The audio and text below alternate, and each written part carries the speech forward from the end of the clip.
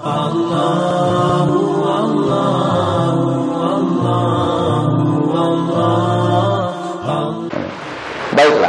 teman-teman sekalian, i'tikaf ini dianjurkan di 10 terakhir Ramadan, dan baginda Nabi SAW beriktikaf selama 10 hari.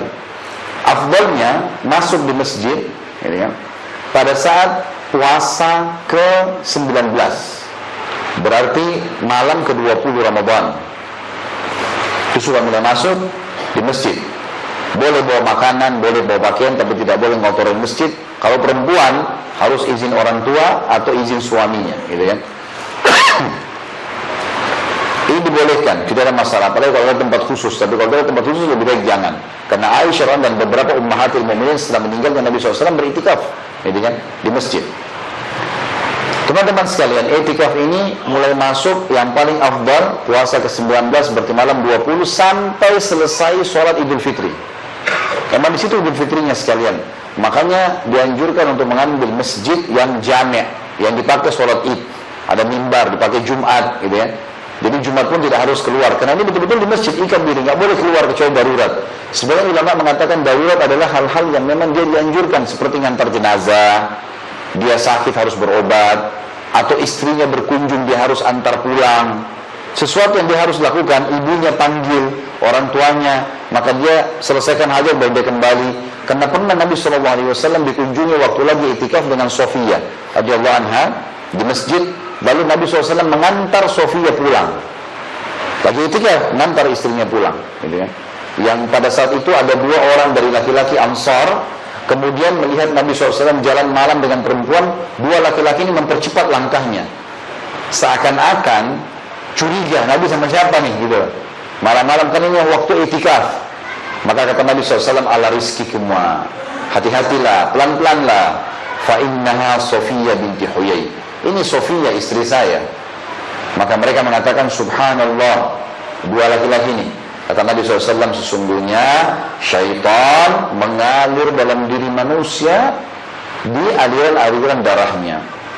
Tidak bisa kalian bilang itu bukan karena kalian mau curigai. Saya tahu, wahyu, gitu kan. Syaitan bisa lari dalam darah kalian. Maka saya sebutkan, ini Sofiyah binti Huyai, istri saya. Tidak ada kecurigaan. Tapi saksi bahasan kita, boleh keluar dari i'tikaf, ya, karena ingin mengantar istri pulang, gitu kan. Dan orang kalau i'tikaf tidak boleh berhubungan biologis. Kalau pulang ke rumah, kemudian mungkin ada hajat, anaknya sakit, dia harus darurat pulang, dia harus kembali lagi, tidak boleh dia berhubungan badan. Allah SWT melarang itu. Dan jangan gauli istri-istri kalian pada saat kalian sedang beriktikaf di masjid. Dianggap batal iktikafnya, gitu. Baik, ini yang paling afdal. Kalau tidak bisa, maka iktikaf boleh memilih. Kalau teman-teman yang kerja di sini punya kerjaan dan Ramadan tetap berjalan, pilihlah hari-hari libur, Sabtu, Ahad. Jadi malam Sabtu antum cari masjid yang terdekat, yang besar. Di Indonesia alhamdulillah sudah mulai rapi ya. Jadi Ramadan itu sudah mulai ada kupon buka puasa, ada kupon sahur ya. Biasanya kita bayar di masjid, kemudian kita buka puasa di situ ya, sahur di situ.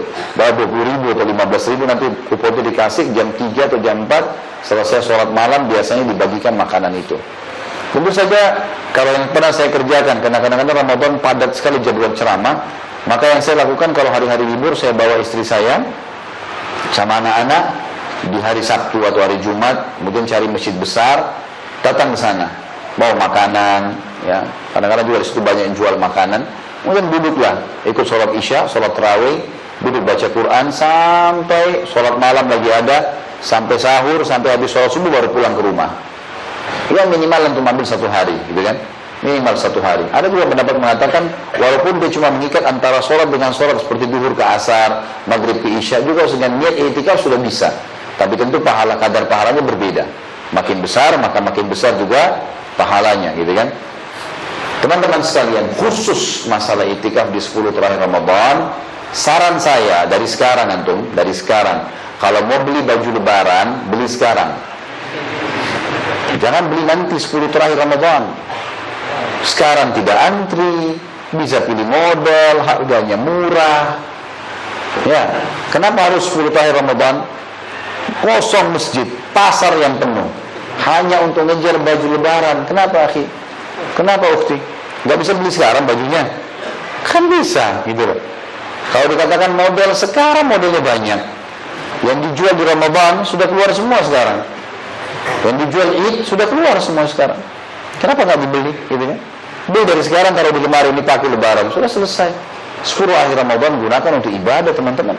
Dalam hadis Bukhari dikatakan, Aisyah berkata, kalau tiba 10 akhir Ramadan, maka baginda Nabi SAW memperkeras ikatan sarungnya dan membangunkan istri-istrinya. Sholat, ibadah. Nggak boleh enggak ini, kan gitu.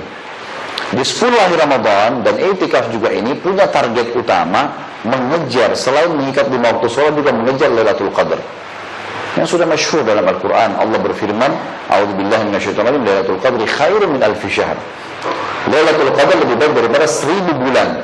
1000 bulan, teman-teman, sama dengan 83 tahun plus 4 bulan. 83 tahun plus 4 bulan. Maksudnya, kalau antum sempat mengucapkan subhanallah saja, subhanallah, pas Lailatul Qadar yang berputar di malam-malam ganjil 10 terakhir Ramadan, malam 21, malam 23, malam 25, malam 27, malam 29. Dan kata Nabi SAW, seringkali terjadi di malam 27, tapi bukan 27 patokannya, cuman berputar di situ kan. Kita kejar itu, teman-teman sekalian. Kalau kita ucapkan subhanallah pas Lailatul Qadar, pahalanya sama dengan mengucapkan subhanallah 1000 bulan, atau 83 tahun plus 4 bulan. Itu mungkin umur kita belum tentu sampai ke situ. Tapi malam itu betul-betul malam mubarak, malam yang penuh dengan berkah. Sebagaimana Allah sebutkan dalam surah Zukhruf, ya, Inna anzalnahu fi lailatin mubarakah. Kami turunkan Al-Quran di malam yang penuh dengan berkah. Itu turunnya di malam ke-27 dari Ramadan. Jadi memang betul-betul berkah di situ, teman-teman sekalian. Dan pada saat itu Allah mengatakan yufraku kullu amrin hakim.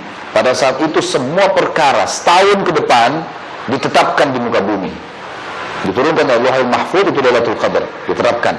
Makanya Aisyah bertanya dalam hadis Bukhari, ya Rasulullah, kalau saya dapat Lailatul Qadar, apa yang saya baca?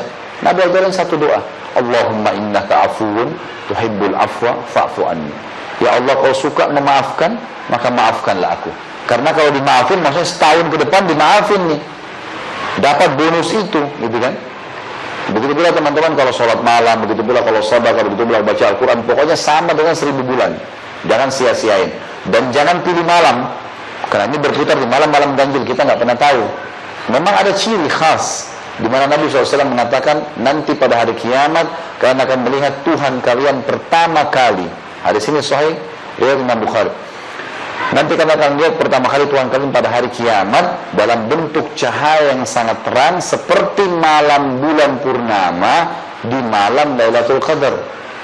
Berarti ada penyampaian. Kan bulan purnama itu, kalau antum lagi lihat bulan terang warna kuning, itu biasanya di hari tanggal 13, 14, 15 dari bulan Hijriah, yang biasa kita gunakan untuk puasa Ayyamul Bid, ya. Nah ini bulan pasti terang, itu berarti kita berada di tengah bulan tuh, 13, 14, 15 dari bulan Hijriah. Nah khusus Lailatul Qadar di akhir bulan, tapi bulannya terang. Bulannya terang, gitu kan. Seperti itulah. Yang jelas ini patokannya. Sebagian ulama mengatakan Lailatul Qadar itu kalau lagi musim hujan, dia akan berhenti hujan pada saat itu. Kalau musim panas, malah dia akan gerimis. Sebagai tanda berkah dari Allah Subhanahu wa taala. Tapi teman-teman, terlepas daripada tanda-tanda yang merupakan juhud ini, upaya ini, tetap kita ikat diri di malam-malam ganjil itu. Kita ganjil. Dan sebagian ulama mengatakan untuk menghitung malam ganjil itu tidak bisa kita patok satu tempat. Karena gini, kadang-kadang mungkin kita malam ganjil di sini belum tentu malam ganjil di tempat lain. Kalau ada yang memang malamnya baru yang selisih waktunya lama, mungkin kita genap, dia ganjil, bisa saja dengan waktunya, gitu kan? Atau kita pas tiba pagi, dia masih baru malam. Mungkin tadi malam kita malam genap, mungkin dia malam ganjil. Allahu a'lam. Yang puasa lebih dulu misalnya, ya kan? Maka ini berarti bisa saja terjadi. Berarti kata ulama tidak bisa kita tolok ukurnya ganjil hitungan kita. Bisa saja genap hitungan kita, tapi misalnya ganjil misalnya di Mekah, ya. Mungkin itu Lailatul Qadar, Allahu a'lam. Kita nggak tahu. Dan semua orang pasti lewatin Lailatul Qadar, nggak ada yang tidak lewatin. Cuman siapa yang beruntung pada saat itu ibadah. Dan ibadah puncak yang diperintahkan sholat malam.